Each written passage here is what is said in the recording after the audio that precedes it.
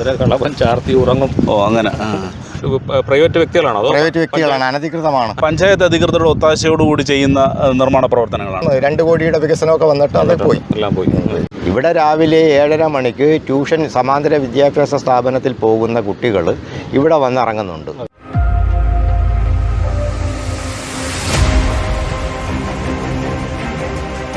ഒരു പാട്ടൊക്കെ പാടി നമ്മളെ ദേവരായ മാഷിൻ്റെ നാട്ടിൽ. ദേവരായ മാഷിയുടെ ഒരു ഗാനം പാടാം. ചന്ദ്രകളഭം ചാർത്തി ഒഴുകും തീരം. ചന്ദ്രകളഭൻ ചാർത്തി ഉറങ്ങും. ഓ അങ്ങനെ. എനിക്ക് അതിൻ്റെ ലിറിക്സ് ഒന്നും കൃത്യമായിട്ട് അറിയത്തില്ല. ഓ ഇങ്ങനെ വന്ന് കുറച്ച് നാളായല്ലോ കണ്ടിട്ട്. ഓ ഇങ്ങനെ വൈകുന്നേരം ഇങ്ങനെ വന്ന് ഇവിടെയൊക്കെ ഒന്ന് പഴയ നഷ്ടാവശിഷ്ടങ്ങളൊക്കെ കാപ്പിലിൻ്റെ കണ്ട് വീർപ്പ് മുട്ടി അങ്ങ് പോകും. പശുക്കൾ ഇവിടെ ഒരു കാലത്ത് വ്യാപകമായി തീരങ്ങളിൽ കണ്ടലുണ്ടായിരുന്നു. അതാണ് ഞാനിപ്പോൾ ഇങ്ങനെ ആലോചിച്ചുകൊണ്ടിരുന്നത്. ഇപ്പം അതെല്ലാം നശിപ്പിക്കപ്പെട്ടപ്പം സർക്കാർ കൊണ്ടുവച്ച കൃത്രിമ കണ്ടലാണ്. ഇത് കൃത്രിമ കണ്ടലാണ്. അത് അവിടെ അങ്ങോട്ടൊക്കെ വ്യാപകമായിട്ടുണ്ട്. അപ്പം ഇവിടെ ഈ അടയാളപ്പെടുത്തൽ പോലും അവശേഷിപ്പിക്കാതെ ഇവിടുത്തെ നൈസർഗികത മൊത്തം പോയി. നമ്മൾ പഴയ കുട്ടിക്കാലത്തൊക്കെ എന്ന് പറഞ്ഞാൽ രാവിലെ പിന്നാണ്ട് ഈ അടമ്പൽ വള്ളിക്ക് തന്നെ വളരെ തീരദേശത്ത്, ഇത് അടമ്പൻ വള്ളി എന്നാണ് പറയുന്നത്. ഇത് ഇവിടുത്തെ മണ്ണിനെ നിലനിർത്താനുള്ള ഒരു പ്രധാന ഘടകമാണ്.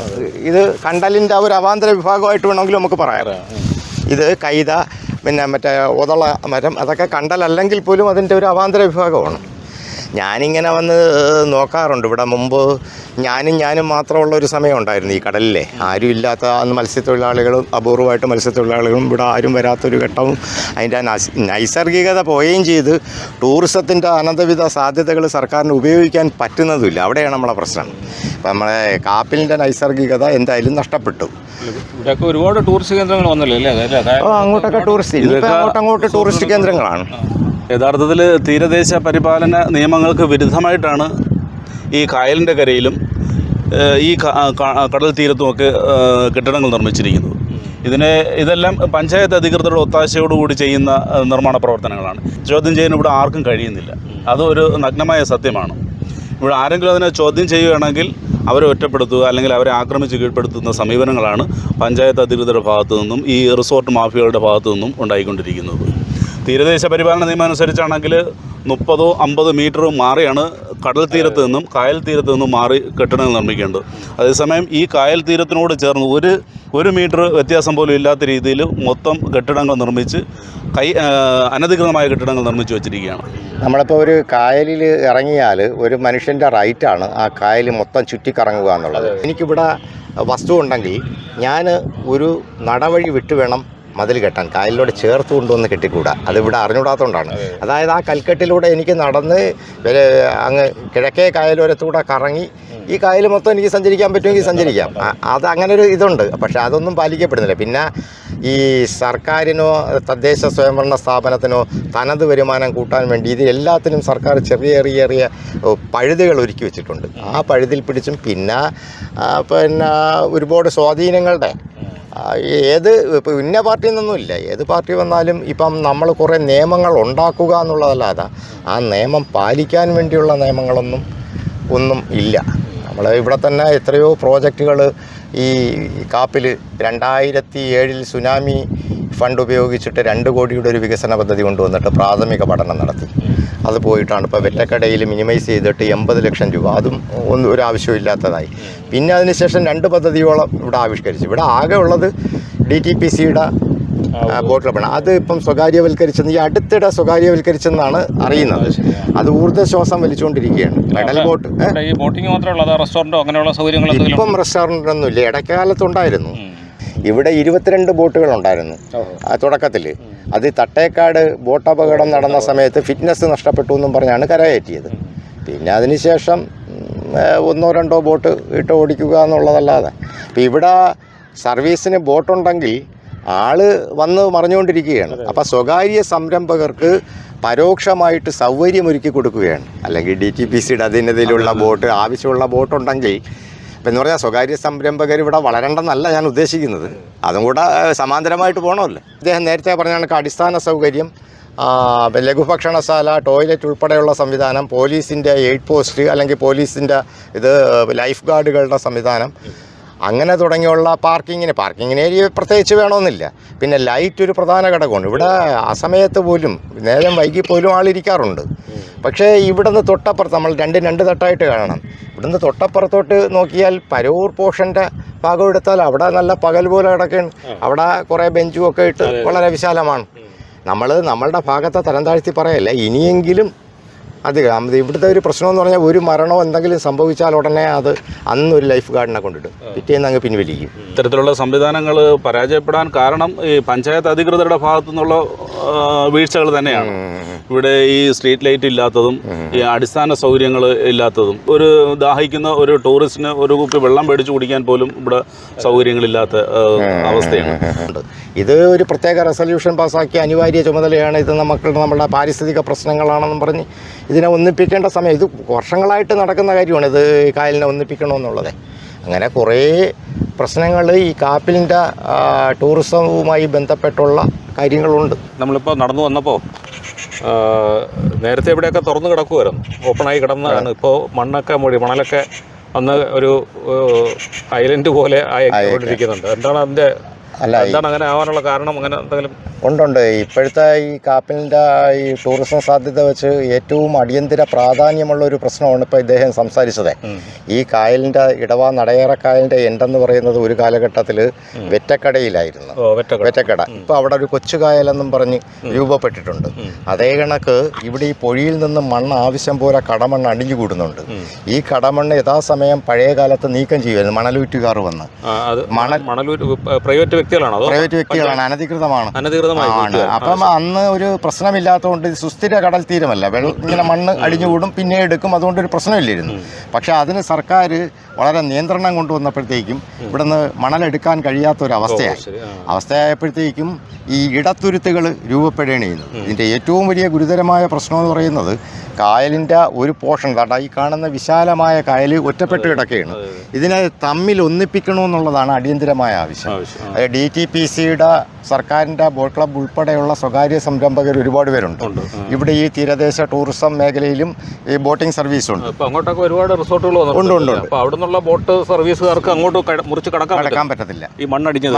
പിന്നെ രണ്ടാമത്തെ പ്രശ്നം എന്ന് പറഞ്ഞാൽ ഈ ഉൾനാടൻ മത്സ്യബന്ധനത്തിന് ഇവിടെ ഈ ചെമ്മീൻ ഹാച്ചറിയിൽ നിന്ന് ചെമ്മീൻ കുഞ്ഞുങ്ങളെ നിക്ഷേപിക്കുന്നതും ഉൾനാടൻ മത്സ്യബന്ധനത്തെ പരിപോഷിപ്പിക്കുവാനുള്ള ഒട്ടനവധി പ്രോജക്റ്റുകൾ തയ്യാറായി. പക്ഷേ അപ്പോൾ അവർക്കും ഇങ്ങോട്ട് വന്ന് ഈ മത്സ്യബന്ധനം നടത്താൻ കഴിയുന്നില്ല. പിന്നെ വടക്കേ ഇന്ത്യയിലൊക്കെ ഞാൻ കണ്ടിട്ടുള്ളതെന്ന് പറയുന്നത് ഇങ്ങനെ ഈ കായലിൽ ഇപ്പം പല നദികളും മണൽ തുരുത്തായി പോകുന്ന ഒരു അവസ്ഥയുണ്ട്. 77 കാലഘട്ടത്തിലാണ് അവിടെ ഒരു കടൽക്ഷോഭമുണ്ടായി, പ്രളയമുണ്ടായ സമയത്താണ് ഈ കൊച്ചുകായൽ ഇടമുറഞ്ഞു പോയത്. അതൊരു ചെറിയ പോർഷനാണ്, അതുകൊണ്ടാണ് അതിനെ അങ്ങനെ അങ്ങ് വിട്ടത്.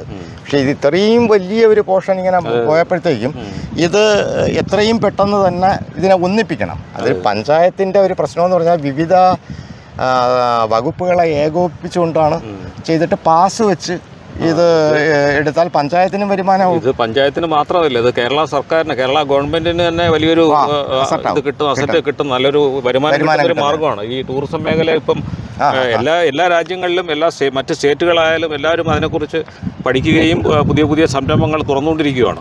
അപ്പോൾ ഇത് ഏറ്റവും അപാരമായ ഒരു സാധ്യതയുള്ളതാണ് ഇവിടുത്തെ ഈ ഒരു കാപ്പിൽ തീരദേശം. അല്ലാതെ പാപനാശത്തെ ഒരുപക്ഷെ പാപനാശത്തെക്കാൾ കൂടുതൽ ഈ ആകർഷണം ഉണ്ടാകുന്നതെന്ന് പറഞ്ഞാൽ സമാന്തരമായി ഈ കായൽ തീരം കൂടെ ഉള്ളത് കൊണ്ടാണ്. ആഭ്യന്തര ടൂറിസ്റ്റുകളുടെ വൻ തിരക്കാണ് ഇവിടെ ശനി ഞായർ ദിവസങ്ങളിൽ, അവധി ദിവസങ്ങളിൽ. പക്ഷേ അതിന് ആനുപാതികമായി സർക്കാർ യാതൊരുവിധ സംവിധാനം, ഒരു അടിസ്ഥാന സൗകര്യവും ഇല്ല. ഇപ്പം ഈ കഴിഞ്ഞ മാസത്തിൽ തന്നെ 4 മരണങ്ങൾക്ക് സാക്ഷ്യം വഹിച്ചു. അതിന് ശേഷമാണ് ഇപ്പോൾ ഒരു ലൈഫ് ഗാർഡ് DTPC പഴയ കാലത്തെന്ന് പറഞ്ഞാൽ ഈ ഒരു വാർത്ത വരുമ്പോൾ അതിൻ്റെ അടിസ്ഥാനത്തിൽ ഒരു ദിവസം ഒരു ലൈഫ് ഗാർഡിന് ഇടും, അന്ന് വൈകുന്നേരം തന്നെ അത് തിരിച്ചു പിടിച്ചുകൊണ്ട് പോകും. പതിറ്റാണ്ടുകൾക്ക് മുമ്പ് ഒരു തീരദേശ പോലീസ് തീരസുരക്ഷയെ മുൻനിർത്തിയ ഒരു ബോട്ടിംഗ് സർവീസ് ആ പാലത്തിൻ്റെ അടിയിൽ കണ്ടം ചെയ്യാൻ പാകത്തിൽ കിടപ്പുണ്ട് ഒരു ബോട്ട്, പോലീസ് എന്ന് എഴുതിയും വെച്ചിട്ടുണ്ട്. അത് ഒരു ദിവസം മാത്രമാണ് ഇവിടെ സർവീസ് നടത്തുന്നത്.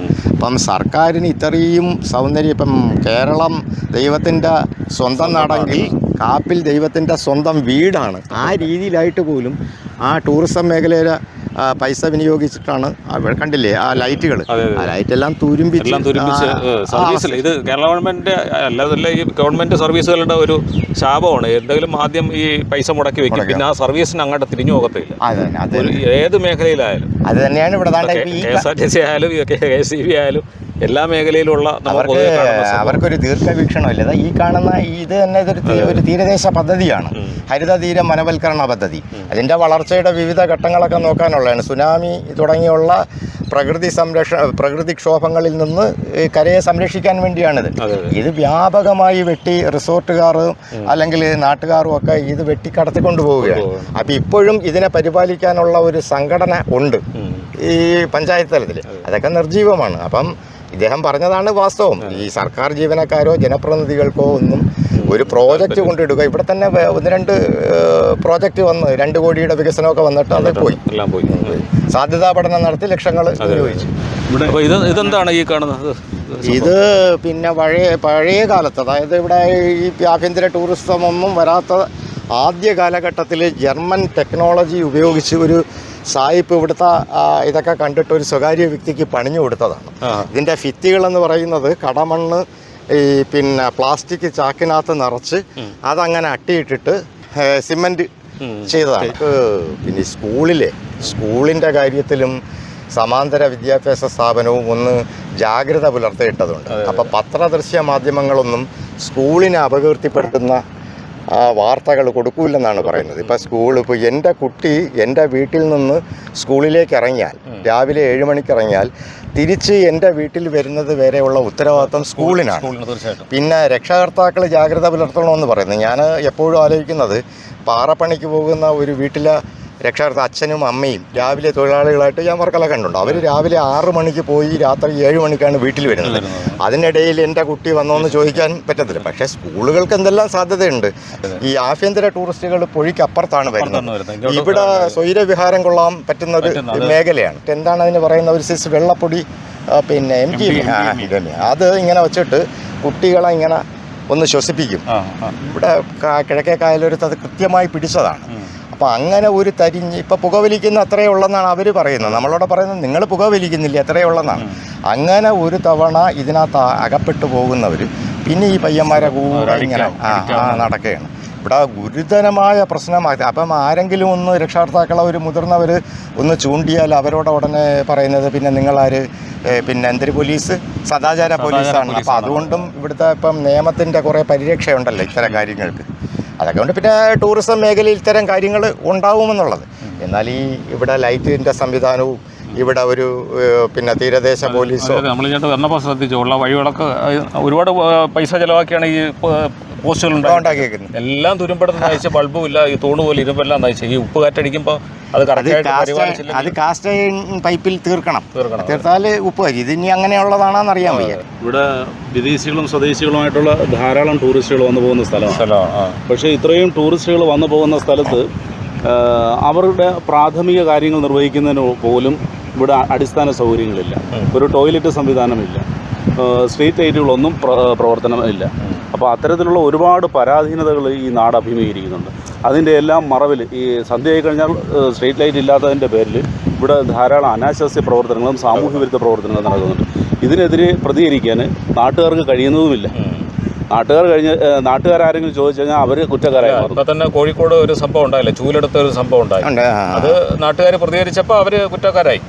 രീതിയിലേക്ക് മാറുന്നൊരു സംഭവമാണ് ഇപ്പം നമ്മുടെ നാട്ടിൽ നടന്നിട്ടിരിക്കുന്നത്.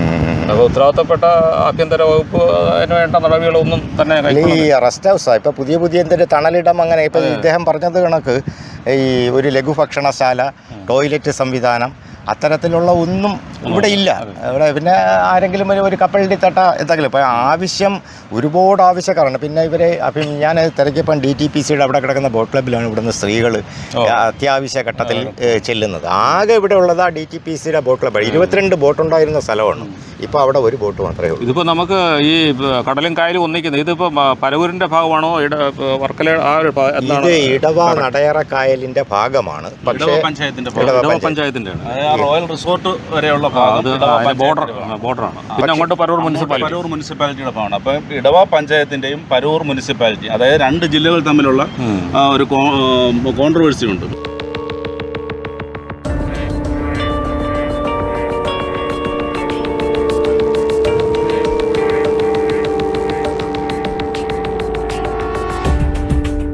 തന്നെ നമ്മൾ റോഡിൽ നിന്ന് ഈ പൊഴിയുടെ ഭാഗത്ത് എത്തണമെങ്കിൽ ഇതിൽ വണ്ടി ഓടിച്ചു വരണം. ഇതിനകത്ത് വണ്ടി ഓടിച്ച് വരാൻ പറ്റാത്ത അവസ്ഥയാണ്. എത്രത്തോളം അതിൻ്റെ ഒരു ആധികാരികത എനിക്ക് അറിഞ്ഞുകൂടാ. ഇപ്പോഴും നമ്മൾ ഈ കടപ്പുറത്തെത്തുന്നത് എനിക്ക് തോന്നുന്നു പരൂര് വഴിയാണ്. അപ്പോൾ ഇടവ ഗ്രാമപഞ്ചായത്ത് വഴി ഇവിടെ ഇറങ്ങാനൊരു സ്ഥലമില്ല. അപ്പം ഇവിടെ ഈ ഭാഗത്തെങ്ങാണ്ട ഒരു ചെറിയ ഇതങ്ങാണ്ട ഒരു പാലത്തിനുള്ള നടവഴി കണക്ക് ഉണ്ടാക്കാനുള്ള ഒരു സാധ്യത ഉണ്ടെന്നൊക്കെ ഇവിടുത്തെ പ്രദേശവാസികൾ പറയുന്നുണ്ട്. അപ്പോൾ അവിടെ നിന്ന് നടയാറ കാപ്പിൽ വർക്കലയിൽ നിന്ന് വരുന്നവർ 3 കിലോമീറ്റർ തിരിച്ചു വേണം വരാം. ഡയറക്റ്റായിട്ട് ഇങ്ങോട്ട് ഇറങ്ങാനുള്ള ഒരു സംവിധാനമില്ല.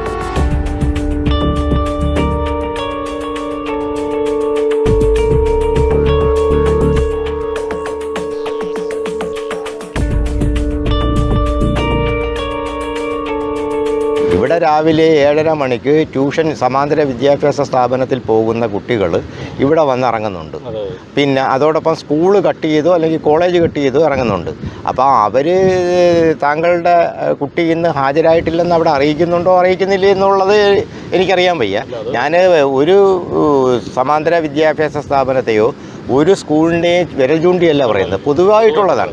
ഇതിലെ ആശങ്ക എന്ന് പറയുന്നത് അവരുടേതായ ഇപ്പോഴത്തെ നിയമത്തിൻ്റെ സാധ്യതയും ഇപ്പോഴത്തെ ഒരു ആഗോളീകരണവും ആ സാംസ്കാരിക പശ്ചാത്തലമൊക്കെ വെച്ച് അവരെങ്ങനെയായാലും ഒന്നുമില്ല. പക്ഷേ പല ദുരന്തങ്ങളും ഇതിൻ്റെ പിന്നിൽ പല ദുരന്തങ്ങളുണ്ട്. ആ ദുരന്തങ്ങൾ ഒഴിവാക്കുക എന്നുള്ളതാണ് നമ്മൾ മുൻകരുതൽ നടപടി എന്നുള്ള രീതിയിൽ ഇതൊക്കെ പറയുന്നത്. അല്ലാതെ അവരിവിടെ വന്ന് കുറേ സ്വൈരവിഹാരം കൊള്ളുന്നതോ അവരുടെ ഇതൊന്നും നമുക്ക് വിഷയമല്ല. പക്ഷെ നമ്മളുടെ പ്രശ്നമെന്ന് പറയുന്നത് ഒരു കരുതൽ നടപടി ഉണ്ടാവണം. ആരും ദുരന്തത്തിന് ഇടവരാൻ സാധ്യതയൊരുക്കാൻ പാടില്ല. അത്രയേ ഉള്ളൂ. ഈ സ്കൂൾ കുട്ടികളുടെ കാര്യം വളരെ ആശങ്കാജനകമാണ് കേട്ടോ. ജുവൽ ഈവനിംഗ് വാക്കിൻ്റെ ഈ അധ്യായം ഇവിടെ അവസാനിക്കുന്നു. എല്ലാവരും വീഡിയോ കാണുക, ഷെയർ ചെയ്യുക, അഭിപ്രായങ്ങൾ അറിയിക്കുക. മറ്റൊരു വിഷയവുമായി ഈവനിംഗ് വാക്കിൽ നമുക്ക് വീണ്ടും കണ്ടുമുട്ടാം. നന്ദി, നമസ്കാരം.